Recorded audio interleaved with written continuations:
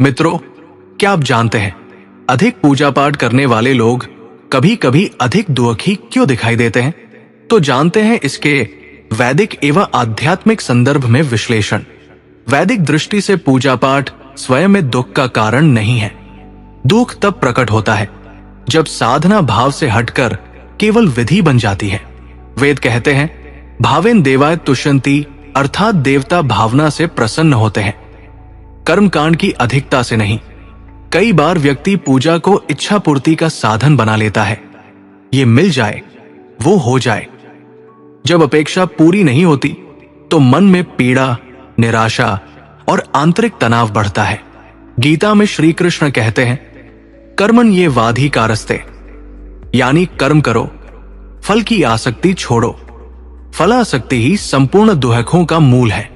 शिव तत्व के अनुसार सच्ची साधना बाह्य आडंबर नहीं, अंतरात्मा से जुड़ना है। जब पूजा अहंकार, तुलना और दिखावे से जुड़ जाती है तब व्यक्ति भीतर से खाली रह जाता है और वही दुख चेहरे पर झलकता है। आत्मसमाधान यह है कि पूजा पाठ को संख्या नहीं, समर्पण बनाया जाए, डर नहीं, प्रेम बनाया जाए। तब वही साधना दुख नहीं, शांति का स्रोत बन जाती है। अगला भाग, समाधान और सच्ची साधना का वैदिक मार्ग।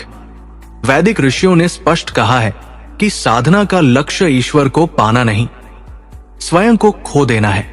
जब मैं साधक हूं का भाव प्रबल रहता है तब साधना भी बोझ बन जाती है। उपनिषद कहते हैं यदा सर्वे प्रमुच्यन्ते कामा, जब सारी कामनाएं ढीली पड़ जाती है तभी शांति प्रकट होती है। जो लोग अत्यधिक पूजा पाठ करते हुए भी दुखी दिखते हैं उनके भीतर अक्सर तीन बातें होती है। एक, डर से की गई भक्ति, यदि पूजा न की तो अनिष्ट हो जाएगा। दो, लेन देन की भावना, मैंने इतना किया, भगवान ने क्या दिया। तीन, तुलना, मैं उनसे ज्यादा धार्मिक हूं। श्री कृष्ण भक्ति को सहज बताते हैं। पत्रम पुष्प फलन तोय, प्रेम से दिया गया एक भाव भी पर्याप्त है। शिव तत्व तो और भी सरल है। साक्षी बनो, न जब की गिनती, न पाठ का भार, केवल जागरूकता। सच्ची साधना वह है जो आपको हल्का करे, नरम बनाए और भीतर करुणा जगाए। यदि पूजा आपको कठोर, चिड़चिड़ा या उदास बना रही है तो समझिए दिशा बदलने का समय आ गया है। ईश्वर बाहर नहीं, आपकी शांति में प्रकट होते हैं और शांति कभी जोर से नहीं आती, वो तो धीरे से उतरती है। भाग 3, पूजा से परे, ध्यान, साक्षी भाव और सहज भक्ति। वेद और उपनिषद बताते हैं कि पूजा पाठ साधन है, साध्य नहीं। जब साधक विधियों में इतना उलझ जाता है कि चेतना पीछे छूट जाती है तब भीतर शांति के स्थान पर थकान जन्म लेती है। इसीलिए ऋषि कहते हैं नायम आत्मा प्रवचनेन लभ्य, आत्मा केवल शब्दों, मंत्रों या कर्मकांड से नहीं, अनुभव से जानी जाती है। शिव तत्व में साधना का सर्वोच्च रूप है साक्षी भाव। देखो पर बंधो नहीं, जपो पर गिनो मत, पूजा करो पर जताओ मत। जब व्यक्ति ध्यान में उतरता है तब पूजा बाहर नहीं, भीतर घटती है। श्वास का आना जाना ही जप बन जाता है और मौन ही सबसे बड़ा मंत्र। यही वो अवस्था है जहां दुख गलने लगता है, क्योंकि दुख मन में है और ध्यान मन से परे ले जाता है। श्री कृष्ण कहते हैं समत्व योग उच्यते, संभाव ही योग है, न अधिक हर्ष न अधिक विषाद। जो साधक इस समत्व को पकड़ लेता है उसके लिए पूजा बोझ नहीं रहती, वरन आनंद बन जाती है। अंत याद रखें, ईश्वर को प्रसन्न करने के लिए खुद को थकाना नहीं, खुद को शांत करना आवश्यक है। भाग 4, गृहस्थ जीवन के लिए सरल वैदिक साधना। वेद कभी भी पलायन नहीं सिखाते। गृहस्थ जीवन को वे धर्म की प्रयोगशाला मानते हैं, जहां साधना जंगल में नहीं, रसोई, कार्यस्थल और रिश्तों के बीच घटती है। जो व्यक्ति परिवार, कर्म और जिम्मेदारियों के साथ संतुलन बनाकर जीता है वही सच्चा साधक कहलाता है। श्री कृष्ण गीता में स्पष्ट कहते हैं योग्य कर्मसु कौशलम, अपने कर्म को कुशलता और समत्व से करना ही योग है। गृहस्थ के लिए अत्यधिक नियम, कठोर व्रत और भय आधारित पूजा मन को बोझिल बना देती है। इसके स्थान पर नियमितता के साथ सरलता ही वैदिक मार्ग है।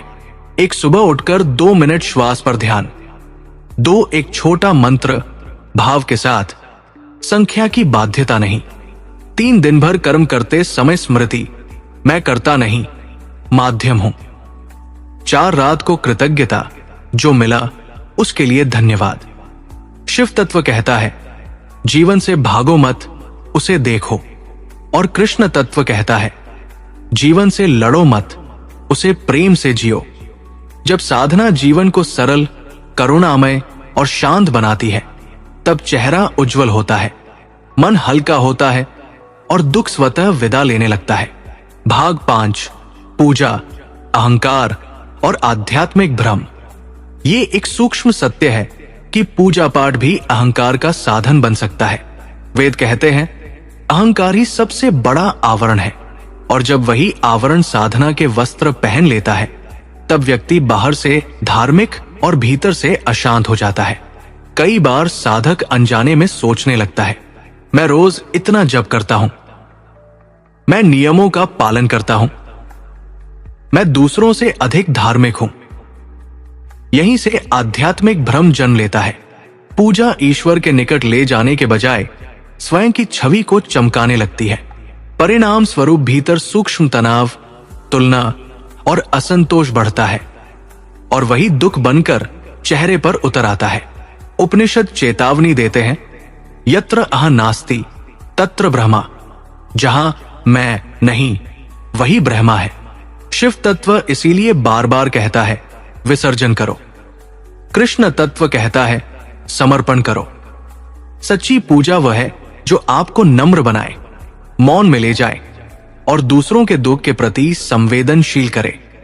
यदि साधना आपको कठोर, निर्णायक या श्रेष्ठ ताबोध से भर रही है, तो समझिए दिशा बदलने का समय आ गया है। भाग 6, सच्ची भक्ति की पहचान, शांति, करुणा और सहजता। वैदिक और आध्यात्मिक परंपरा में भक्ति का सबसे बड़ा प्रमाण कितना जपा ये नहीं है, बल्कि यह है कि कितनी शांति भीतर उतरी। उपनिषद कहते हैं शांतो दान्तः उपरतः, जो शांत है, संयमी है और भीतर ठहरा हुआ है, वही ब्रह्मा के निकट है। सच्ची भक्ति के 3 स्पष्ट लक्षण होते हैं। एक शांति, साधक की उपस्थिति ही मन को ठंडक देती है।